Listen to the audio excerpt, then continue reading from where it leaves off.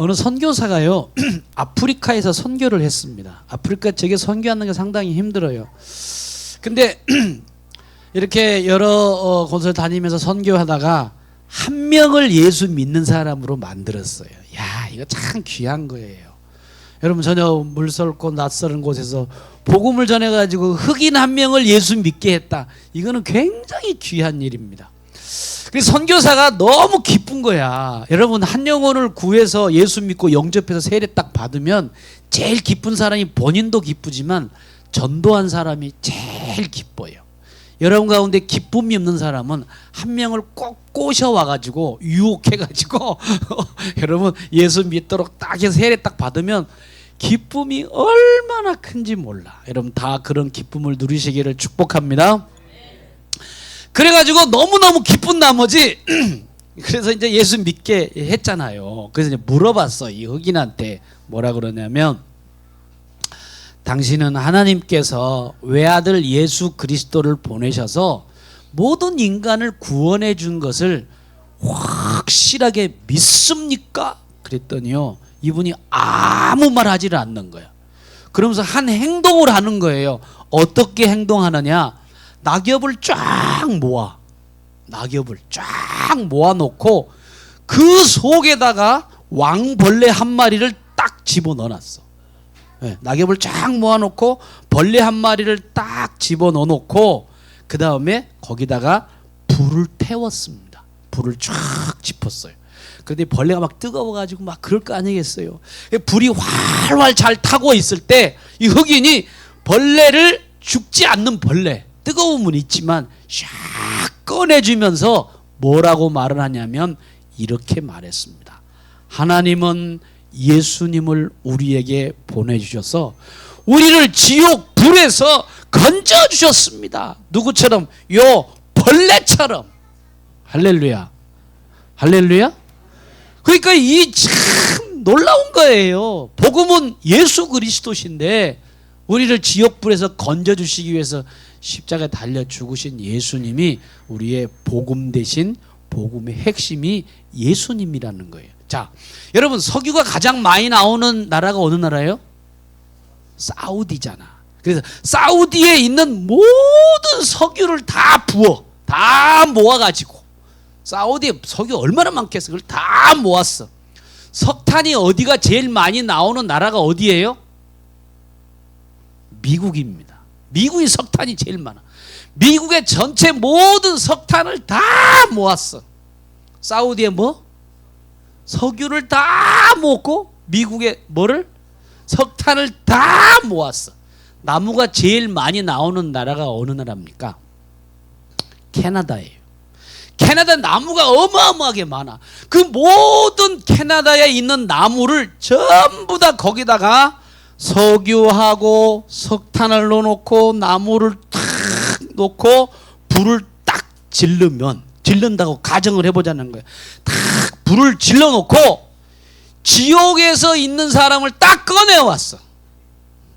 지옥에 있는 사람을 딱 꺼내와가지고 미국에 있는, 그리고 사우디에 있는, 그리고 이 모든 것들을, 캐나다에 있는 나무들을 다 종합해서 불을 딱 태웠는데 지옥에서 꺼낸 사람을 거기다가 탁 집어넣으면 이 사람이 어떠냐?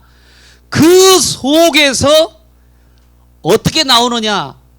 머리부터 시작을 해가지고 수염까지 고드름이 달린 채로 나오면서 뭐라고 얘기하느냐?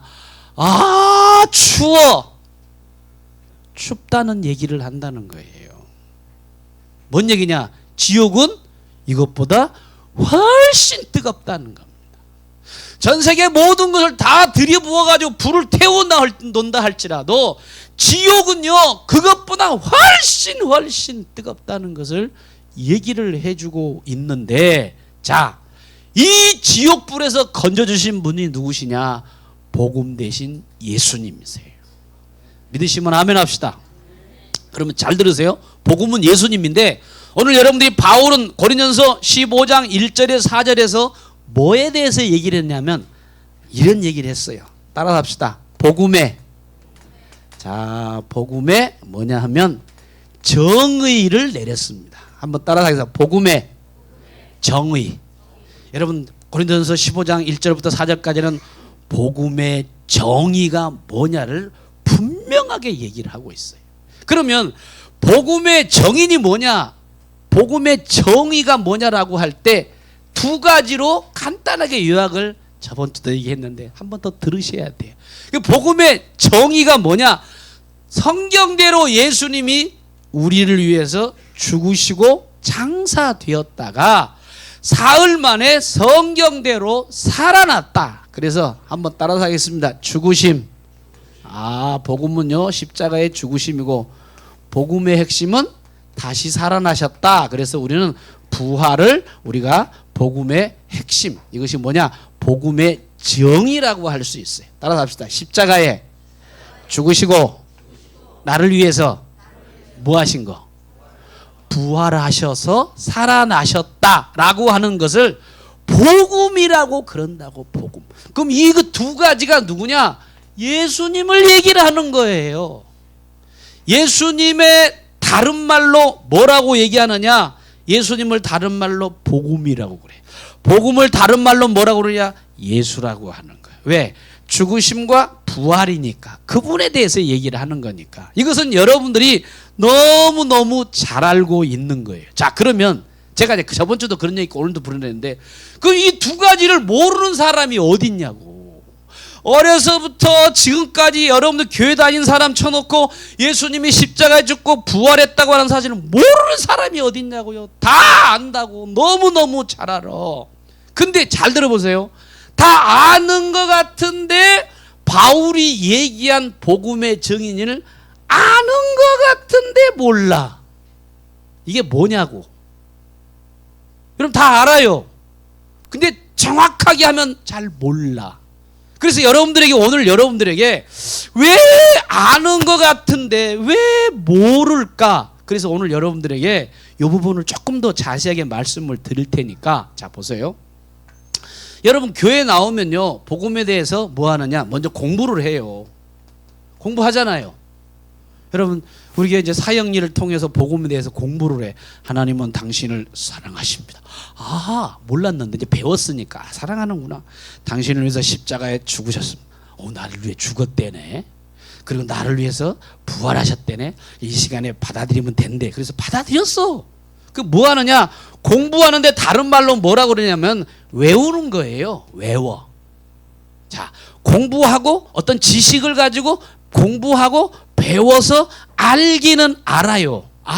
이거구나. 이렇게 하는데 잘 들어보세요. 그러면 공부하고 외우는 것의 단점이 뭐냐? 그 부분을 오늘 여러분들이 좀 짚어주겠다고 하는 겁니다. 자, 왜 복음을 안다고 하면서 공부하고 외웠는데 아는 것 같은데 왜 모를까? 마치 이어와 똑같습니다. 여러분 5월달은 무슨 달이야? 가정의 달이잖아.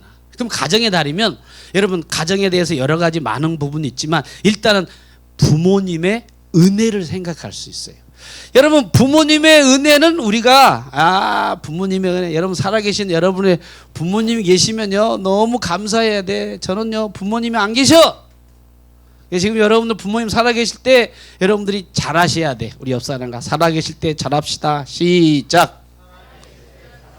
그냥 진정한 마음으로 대충 하지 말고 다시 한번 시작. 잘해야 돼. 잘해야 돼. 살아계실 때. 저는 뭐 더 잘하려고 해도 할 수가 없어. 지금 마음이 아파. 그때 개척할 때 센 거 하면서 정말 힘들었는데 지금은 좀 나으니까 좀 더 좋은 곳으로 맛있는 거 대접해 주고 싶은데 어디 가셨어? 저쪽에 가셔가지고 너 잘하냐? 이렇게 쳐다만 보고 있지. 내가 더 잘할 수 있는 방법이 없다는 거예요. 잘해야 돼. 그러면 부모님의 은혜를 우리가 두 가지로 얘기한다고. 무슨 은혜입니까? 무슨 은혜? 그치, 낳아주셨잖아. 낳아주신 뭐예요? 은혜라고 그래. 자, 낳아주신 은혜. 부모님의 은혜 또 이건 뭐 다 알지. 길러주신 은혜. 자, 낳아주시고 길러주신 은혜입니다. 그러면 자 보세요. 낳아주시고 길러주신 은혜를 정확하게 알면 이 사람은 어떤 사람이 될까? 자녀가? 자, 나를 낳아줬어 부모가. 그 나를 막 길러주셨어. 그걸 알았어. 그럼 이 자녀는 어떤 자녀가 돼? 에? 그렇지. 그는 효자가 되고 또 뭐가 돼요? 효녀가 되는 거예요. 당연히 그렇지. 여러분 낳아줬다는 거하고 길러준 것을 잘 알았다면 정말 그 사람은요 효자가 돼가지고 나를 길러주느라고 나를 낳아주시느라고 얼마나 고생하셨을까, 부모님에게 잘해드려야지 그러면서 효도를 한단 말이에요. 그러면 잘 보세요. 자, 그러면 한번 이렇게 생각해 볼게요. 자, 낳아주시고 길러주셨다고 그러는데, 그러면 생각해 보세요. 그러면 나를 낳아줬다고 하고 길러준 모든 자녀들이 다 효자가 되고 효녀가 됩니까? 아, 벌써 저쪽에서 아니라고 그래. 아니, 낳아주고 길러줬다는 걸 알아. 뭐 했느냐? 학습을 통해서 배워가지고 알았어. 그러면 다 효자고 효녀냐고? 아니라고. 자, 이렇게 설명하겠습니다. 유치원에 다니는 애가 있고 초등학교 5학년 다니는 애 있고 중학생이 있어요. 자, 얘들한테 교육시켰어. 뭐라 그러냐? 야, 부모님의 은혜가 뭐냐? 그래가지고 부모님의 은혜가 뭐냐? 그랬더니 낳아주시고요 길러주시는 애를 교육해서 학습을 시키면 부모님의 은혜를 얘기할 수 있어요, 없어요? 있지. 그럼 물어보는 거. 교육시켰으니까. 야, 부모님의 은혜가 뭐냐? 예, 낳아주시고 길러주셨습니다. 그러면 잘 보세요. 그러면 효도하는 거하고는 또 틀린 거야. 안다고 해서 효도하는 건 아니라는 거예요. 그렇죠. 여러분 안다고 해서 다 이렇게 된다면 얼마나 좋겠어. 이와 마찬가지. 뭐냐? 예수님이 죽으셨대, 부활하셨대. 이거 안다고 해서 여러분 그 사람이 정말 복음에 대해서 아는 사람이냐? 알 수도 있지만 모르는 사람들이 많다는 거예요. 똑같은 거야. 여러분 낳아준 거 누가 몰라? 여러분 길러준 거 누가 몰라? 초등학생이나 중학생이나 다 알아. 야, 부모님의 은혜가 뭐냐? 낳아주고 길러주고. 그럼 너 정말 효도하고 있니? 그거는 또 다른 문제라는 거예요. 마찬가지예요. 복음을 죽으심과 부활을 알아 여러분들이. 근데 여러분들이 정말 그렇게 복음을 진짜로 아냐? 그건 또 다른 문제라고 말씀을 드릴 수가 있다고 하는 사실입니다. 자, 그러면 자, 이거 한번 보세요. 이 두 가지의 공통점을 좀 생각해 볼게요. 무슨 얘기냐? 예수님의 죽음과 부활을 알면서도 복음을 모를 수가 있다는 것과, 그 다음에 나를 낳아주고 길러줬는데도 부모님의 은혜를 모를 수가 있는데, 대다수 자녀들은요 나를 낳아주고 길러준 걸 알아. 다시 얘기합니다.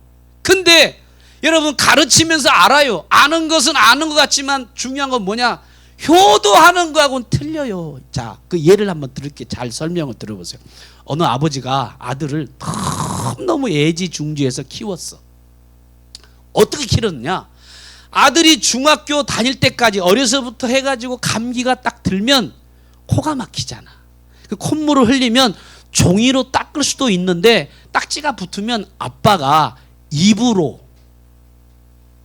코를 빨아서. 빤 적 있어요? 저희 집사람 빨더라고. 어렸을 때 찬미하고 예찬이가 이렇게 잘 자라지 못하고 코가 막 막혀가지고 숨을 못 쉬니까 안 되니까 코를 빨더라고, 입으로. 이 아빠도 그렇게 빨았어요. 그래가지고 애를 이제 중학교 키우고 고등학교 키우고 대학교까지 딱 갔는데, 그래도 이분이 논과 밭이 있어가지고 논과 밭을 팔아가지고 대학을 공부를 시키고, 대학 나오고 난 다음에 남은 밭과 땅을 다 팔아가지고 이 아들한테 다 줬어요.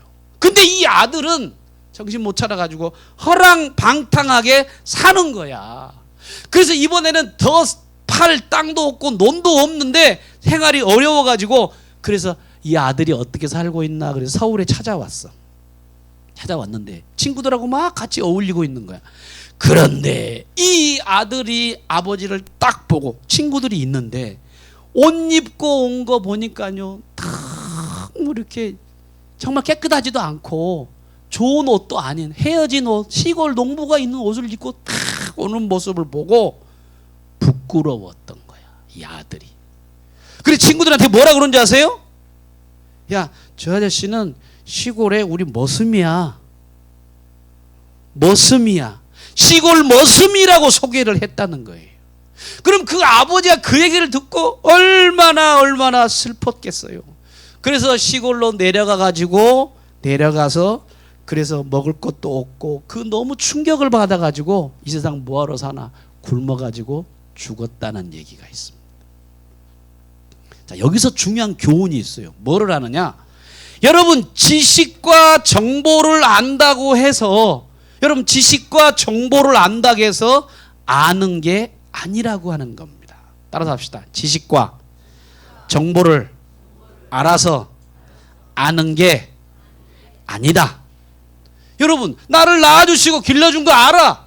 예수님이 죽으셨고 나를 위해서 부활하신 거 알아요. 그 지식과 정보가 여러분 안다고 해서 아는 게 아니라는 거예요. 또 다른 측면이라고 하는 것을 여러분들이 좀 기억해 보셨다고 하는 사실을. 그래서 오늘 여러분들이 그럼 어떻게 해야 되느냐? 복음은요, 이것도 마찬가지. 공통점이 뭐냐? 복음은요, 깨달아야 돼. 따라서 합시다. 깨닫자. 부모님의 은혜도 뭐를 알아야 돼요? 깨달아야 아는 거예요. 그래서 공통점이 뭐냐? 깨달아야 아는 거야. 우리 옆 사람과 깨닫고 합시다. 시작. 외워서 안 되는 거예요. 배워서 안 되는 거야. 깨달아야 돼. 우리 엄마가 나를 위해서 이렇게 행상을 하면서 나를 대학을 보냈구나. 우리 아빠가 코를 빨아서 나를 이렇게 했구나. 그거를 알고 깨달아야지. 오늘 여러분 다 깨닫는 여러분들 되시기를 축복합니다. 아멘. 그러면 여러분 지식적으로 알고 있는 것을 진짜 깨달은 것이라고 생각하면서 스스로에게 속는 사람들이 많아요. 여러분 이 자리도요. 복음 아십니까? 나 알아요. 나 어릴 때부터 세례 받았고요. 세례는요, 물 부으면 끝나는 거야. 구원받은 사람으로서 주는 게 세례예요. 근데 많은 사람들이 나 세례 받았어요. 구원받았지? 나는 복음을 아는 사람이 천만의 말씀입니다. 세례 받아도 구원 못 받은 사람도 있어. 예수를 모르면, 예수를 깨달은 적이 없다면. 그래서 오늘 여러분들이요, 깨달은 거하고 지식하고는 여러분 잘 구별하시면서 지식적으로 알고 있는 것을 진짜 깨달은 것이라고 생각하면서 스스로 여러분들이 속고 있는 사람들이 많은데, 그걸 뭐라고 그러냐면요, 그걸 이렇게 말해. 한번 따라서 합시다. 가상적 우선순위. 가상적 우선순위라는 거는 뭐냐? 깨닫지도 않았는데 아는 거를 아는 것처럼 생각해서 말하는데, 이걸 쉽게 다시 한번 좀 설명할게요. 자, 5월 한 달은 아까 말한 것처럼 가정의 달이라고 그랬어요. 저를 얘기하는 거예요. 그럼 목사가 가정의 달에서 뭐에 얘기했는가? 여러분 부모에게 효도합시다. 막 설교를, 효도를 어떻게 하느냐? 뭐 돈도 드리고 용돈도 드리고 좋은 거 막 먹이시고 잘 드시게 하고 막 편하게 이렇게 해주고 막 설교를 계속해서 끊임없이 효도하는 말을 계속 쓰다 보니까 나는 그런 사람이 아닌데, 자, 설교자가 저를 얘기하는 거예요. 나는 그렇지도 않는데 여러분 이렇게 살아야 됩니다. 이렇게 해야 됩니다. 이렇게 하다 보니까 자기가 뭐냐? 효도하는 사람인 줄로 착각하는 것을 뭐라고 그러느냐? 따라서 합시다. 가상적 우선순위. 그건 저에게 해당하는 거예요. 나는 안 살면서 설교를 막 하면 나는 사는 것처럼 생각하는 거야. 그게 속고 있는 거라고. 여러분 가운데도 복음을 안다고, 나 알아. 그런데 뭐냐? 깨닫지를 못해서 모르면서도 나는 복음을 알아. 십자가를 알고 부활을 알아. 여러분도 가상순위에 있는 사람이 있을 수 있다는 것을 오늘 말씀을 드리는 거예요. 우리 옆 사람, 당신도 가상적인 순위를 인정하십니까? 시작. 가상적 순위를 여러분이 알아야죠. 가상적 순위를. 내가 아니면서도 하는 것처럼 생각하는 거는 가상적 우선순위라고 얘기를 하는 거예요. 그래서 지식적으로 아는 거하고 깨닫는 것은 다르다. 이걸 오늘 여러분들 인정하시면서 내가 지식적으로 알고 있었구나. 내가 지식적으로. 그럼 오늘 여러분 깨달아야지. 자, 오늘 깨닫는 여러분들 되시기를 주님의 이름으로 축복합니다. 자, 그럼 오늘 고린도서 15장이 굉장히 중요한 내용이에요. 왜? 이거는 복음의 정의를 얘기하고 있거든. 자, 복음의 정의를 한마디로 압축해서 요약하면 제가 자꾸 강조하는데 십자가의 죽으심과 부활을 말하고 있는 거예요. 자, 그럼 이제 오늘 두 가지에 대한 부분들을 가지고 간단하게 정리할 테니까 오늘 여러분들에게 좀 특별한 시간이 되었으면 참 좋겠어요. 자, 무슨 얘기냐? 자, 죽음에 대해서 먼저 말씀을 드릴게요. 여러분, 죽음은요 두 가지 죽음이 있습니다. 몇 가지? 두 가지. 죽음은 두 가지야. 자, 첫째 무슨 죽음이냐? 일반적인 죽음이 있습니다. 한번 따라서 하겠습니다. 일반적인 죽음. 무슨 죽음이요? 일반적인 죽음. 일반적인 죽음이 뭘까요? 일반적인 죽음은요, 여러분들 제대로 여러분들이 죽어보지 않아서 잘 몰라. 일반적인 죽음의 특징이 뭡니까? 몰라. 왜? 안 죽어봤어. 근데 여러분 죽어볼 거야 이제. 이전에 다 죽을 거예요. 근데 그러면 우리가 경험 안 해서 잘 모르지만 성경에서 말하는 일반적인 죽음에 대한 정의를 쉽게, 자, 히브리서 9장 27절을 보면서 일반적인 죽음의 특징을 한번 잠깐 볼게요. 자, 히브리서 9장 27절 뭐라고 나왔느냐면 여러분 다 아시는 말씀이야. 자, 있는데 한번 요거는 말씀을 안 드렸네요. 자, 우리 한번 권사님 한번 읽어주셨으면 좋겠어요. 히브리서 9장 27절 일반적인 죽음에 대한 설명을 이제 얘기하는데 27절 아는 말씀입니다. 한번 읽어주실까요? 시작. 한 번 죽는 것은 사람에게 정해진 것이요 그 후에는 심판이 있으리니. 자, 따라서 합시다. 한 번 죽는 것은 사람에게 정하신 것이요. 자, 일반 죽음의 특징을 여기 지금 말씀을 드릴게요. 일반적인 특징이 뭐냐? 여러 가지가 있겠지만, 자, 여러분 잘 생각해 보세요. 여기 성경 뭐라고 그러냐면 일반적인 죽음은요, 저와 여러분에게 숫자적으로 뭐라고? 숫자적으로 뭐냐? 딱 한 번.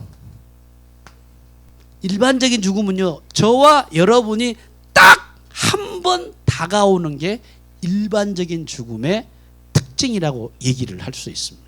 두 번째, 일반적인 죽음은 뭐냐? 여러분과 지금 제가 아직 경험하지 않은 거야. 경험하지 않은 거예요 지금. 일반적인 죽음은 여러분 죽어본 사람이 없잖아요. 한 번밖에 안 오는 거야. 근데 죽음을 아직 경험하지 않았어. 근데 성경은 뭐라고 말하냐? 세 번째는 뭐냐 하면요, 이 죽음은 모든 사람들에게 공평하게 온다는 거예요. 여러분, 일반적인 죽음의 공통적인 건 요거예요. 따라합시다. 한 번 경험하지 않고 모든 사람에게. 이게 뭐냐? 일반적인 죽음의 공통적입니다. 그래서 오늘 여러분들 사람들이 죽은 장례식을 보면서 뭘 경험하느냐? 아, 한 번 가셨구나. 아하, 나는 아직 안 왔지?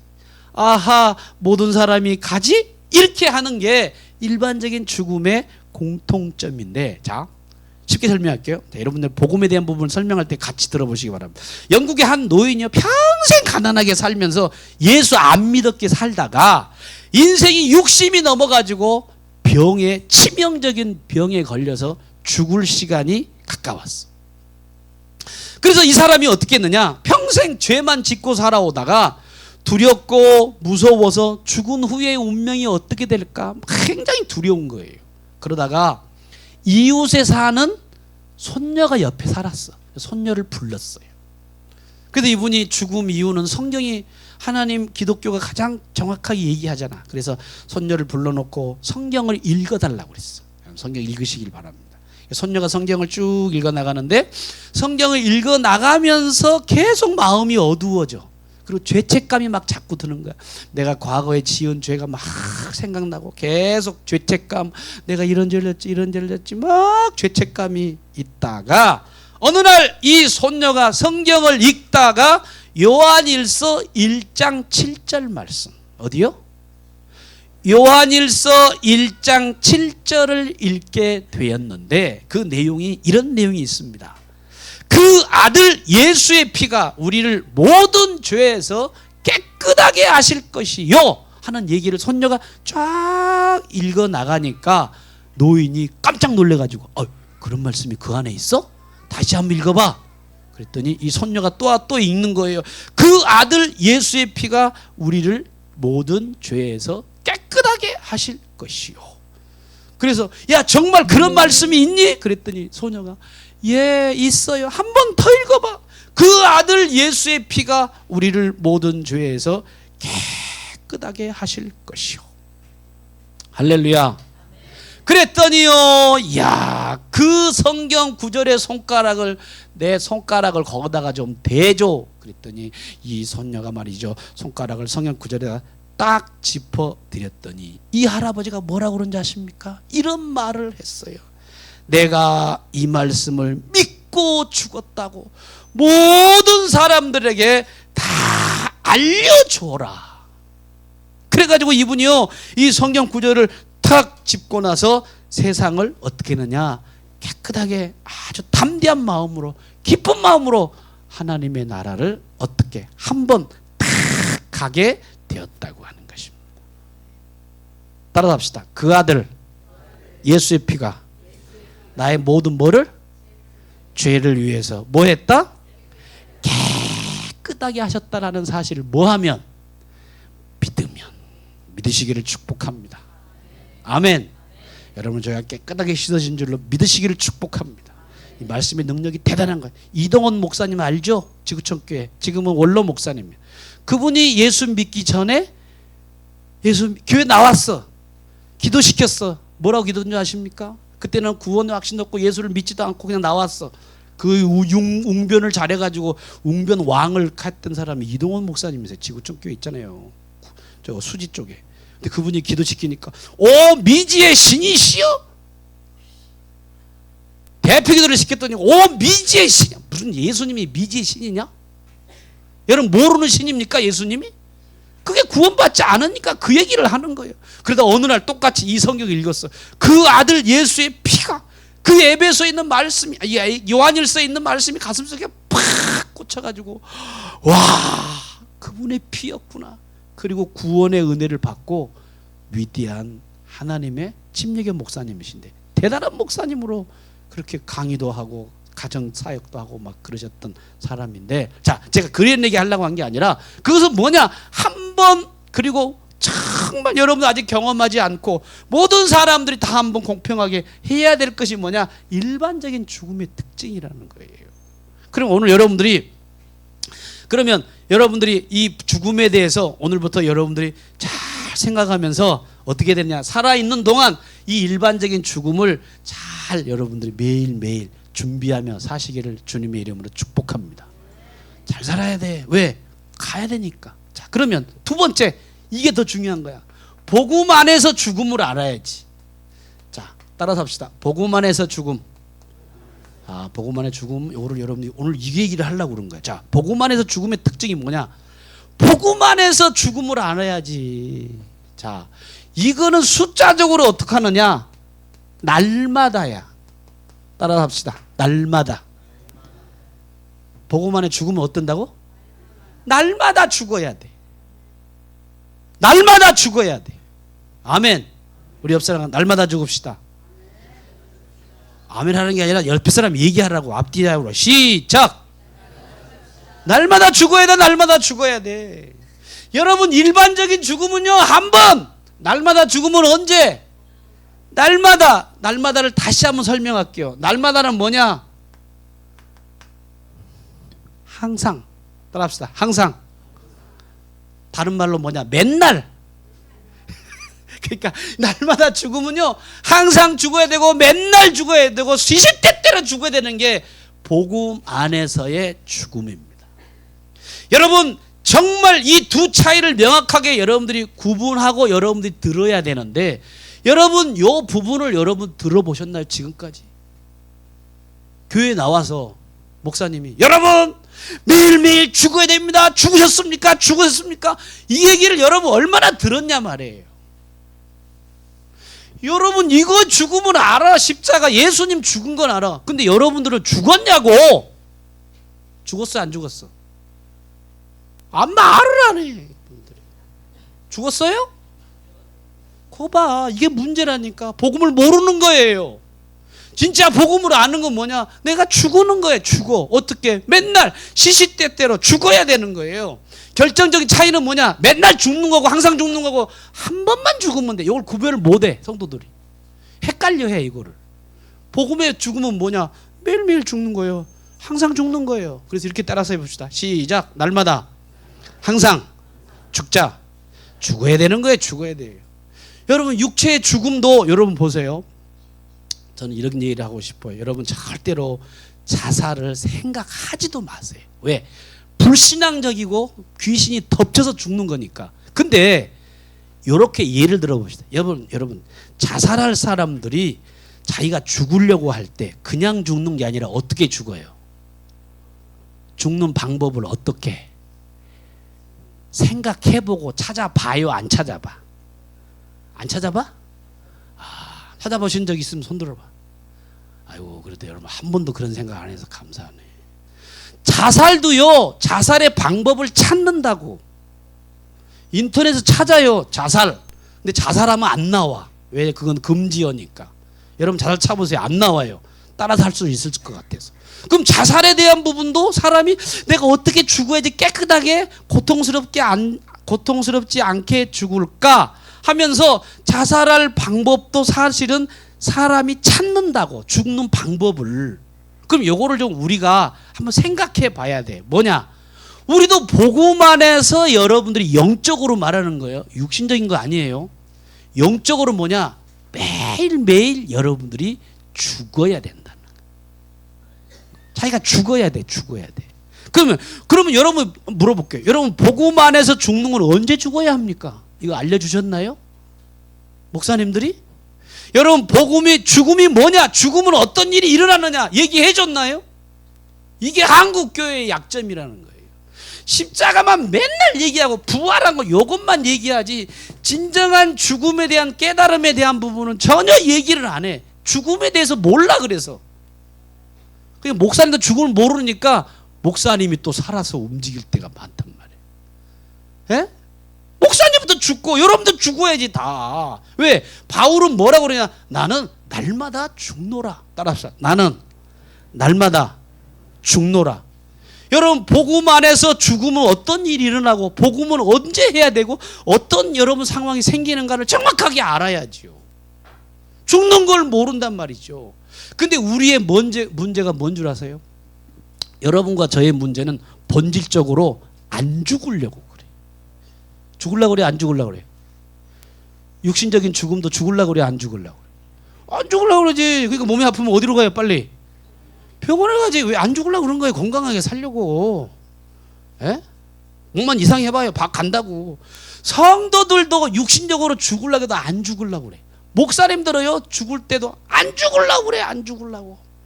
가끔 장례식에 가가지고 눈이 막 이제 호흡 막 할 때 집사님 그냥 빨리 가세요. 편안하게 맡겨놓으시고. 그리고 눈을 막 더 크게 떠. 막. 왜? 오래 살라고. 목사님도 그래요. 목사님 얼른 가세요. 아우 나 더 누리다 가야 되는데. 이렇게 한다니까. 그러니까 목사님들이나 성도들이나 다 같이 뭐냐?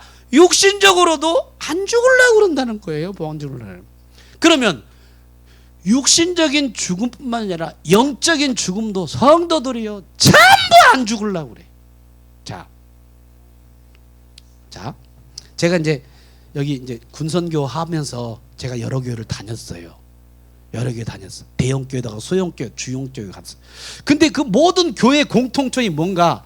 모든 교회가 일어나는 모든 문제의 중심이 뭐냐? 다 안 죽어서 일어나는 거들.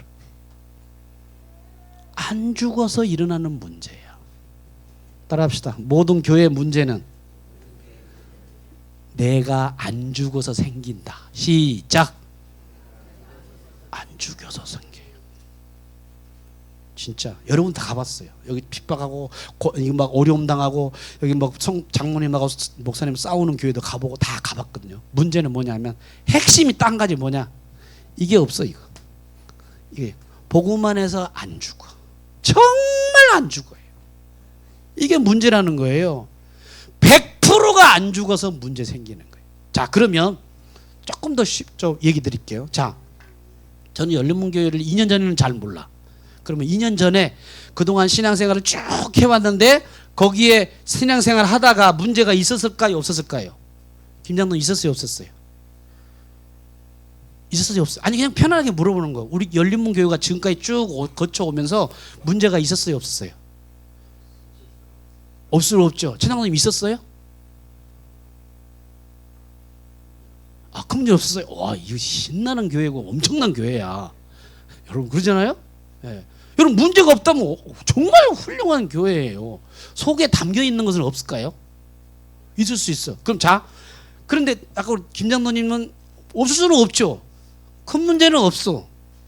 그럼 이 두 사이에 뭐를 골라야 되는지 모르겠는데, 하여튼 그러면 작은 문제라고 있다고 생각할 때 그 문제의 핵심은 뭐였다고요? 안 죽어서 생기는 거예요. 누가 안 죽어?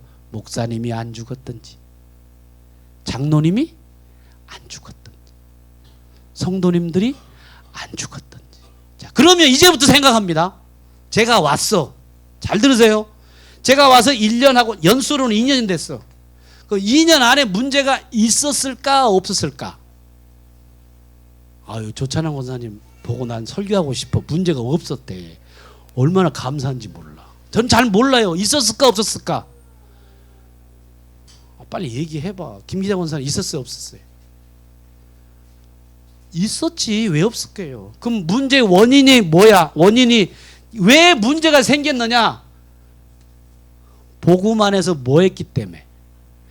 안 죽었기 때문에 생기는 문제가 제가 와서도 있을 수가 있었다는 거예요. 정확하게 잘 모르겠어 뭔지. 제가 안 죽었든지 여러분들이 안 죽었든지.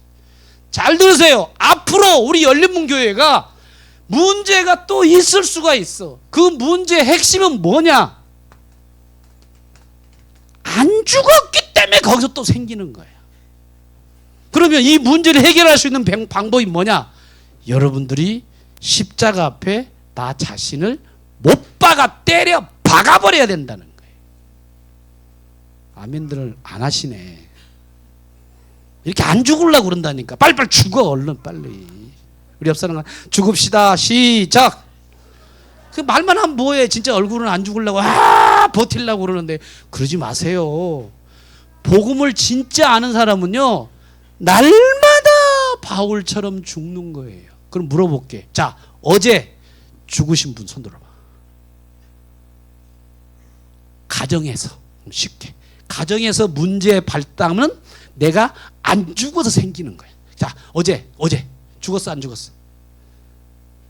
김윤정 선생 죽었어요? 빨리 얘기해봐. 죽었어요 안 죽었어요?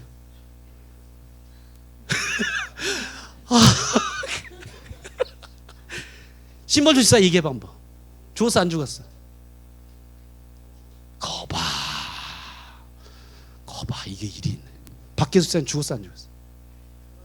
죽었어요? 아, 우리 열린문교회 죽은 사람 저기 계십니다. 자, 저기 이기경 권사님 죽었어 안 죽었어? 아, 가정에서 죽었어요? 야, 할렐루야. 막 그냥. 자, 가정에서 여러분 다 죽어야 돼. 뭐냐? 문제가 생기면 일단 내가 안 죽었다는 거예요. 그 부분을 이제 설명을 드려야 되는데 시간이 다 됐으니까 일단은 여러분들이 잘 생각하세요. 문제의 근원은 뭐냐? 나야. 따라합시다. 문제의 근원은 누구다? 저 사람이 아니야. 나야. 나라고. 내가 안 죽어 생긴다니까. 내가 안 죽었기 때문에 문제가 생긴다니까. 왜 목사님 얘기하지 마세요. 권사님, 장로님 얘기하지 말라고. 누구냐? 내가 안 죽었기 때문에 문제가 생기는 거야. 남편, 처처를 그렇지 않아요. 여러분, 우리가 정말 한국교회와 우리 열린문교회 대표적인 그러면 안 죽었을 때 증상을 여러분 얘기해 드릴게요. 그걸 알고 여러분들이 이거 구체적으로 여러분 얘기해야 되는데 이런 부분들을 목사님들이 잘 설명해가지고 해서 다 죽여야 된다고. 누구? 양처럼 죽어야 돼. 예수님처럼 죽어야 돼. 이삭처럼 죽어야 돼. 여러분도 다 죽어야 된다고.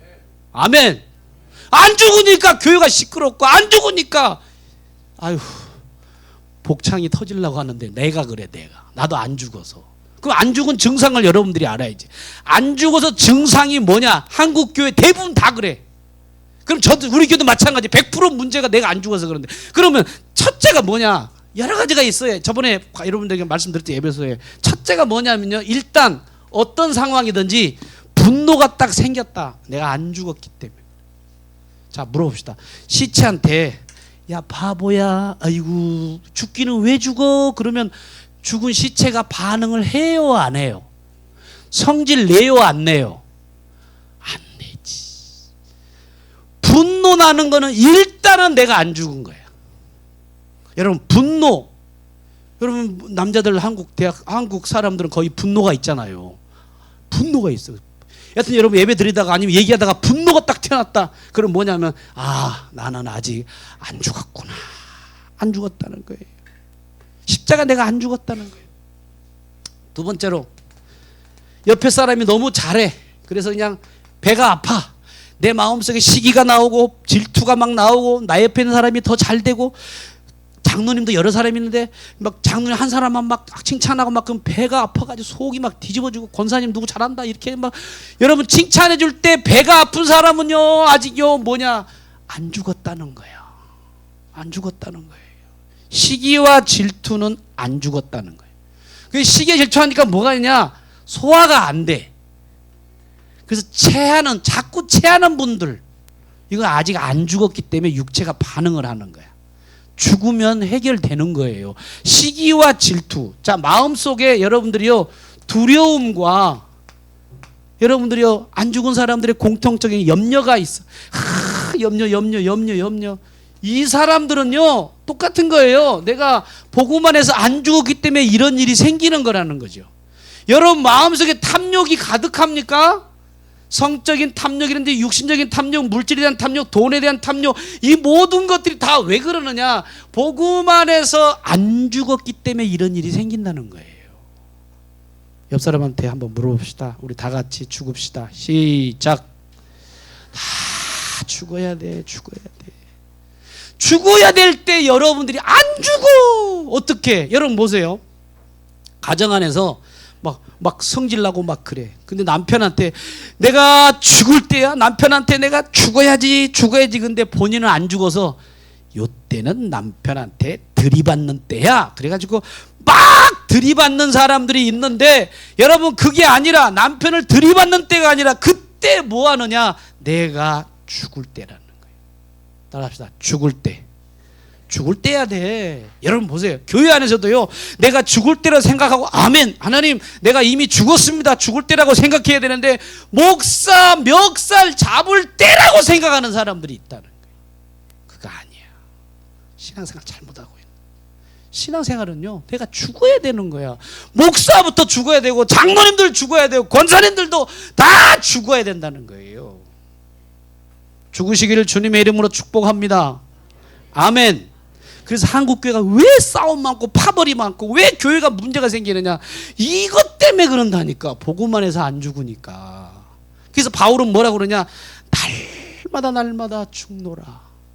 그래서 십자가를 여러분들이 경험하는 사람들이 신앙이 굉장히 여러분들이 깊이 있는 사람이라는 것을 생각하면서 결론으로 말씀을 드리겠습니다.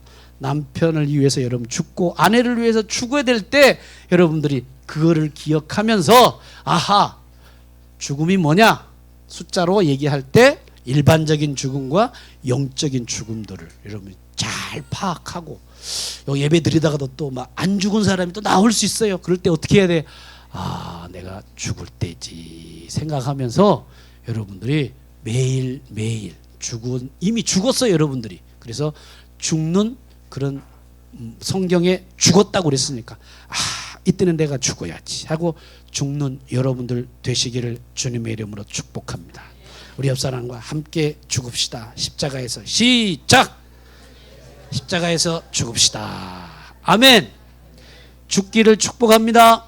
우리 다 같이 한번 기도하겠습니다. 하나님 아버지, 바울은 내가 십자가에 못 박아 죽었나니 그러면서 날마다 죽노라, 항상 죽노라고 말씀했는데 하나님, 우리는 가정에서 내가 죽을 때 남편을 들이받을 때가 있고 교회에서 내가 죽을 때 성도를 들이받고 장로를 들이받고 목회자의 멱살 잡고 들이받을 때 그때가 죽을 때라는 것을 생각하며 하나님, 우리의 신앙은 부활을 경험하기 위해서라도 죽어야지 부활을 경험할 텐데 죽지 않음으로 부활을 경험하지 못하는 많은 무리들을 보면서 하나님, 오늘도 육신적인 죽음과 일반적인 죽음과 영적인 죽음을 분별해서 하나님, 내가 수시로 때마다 분초마다 죽는 우리의 삶이 되도록 하나님 복을 허락하여 주시옵소서.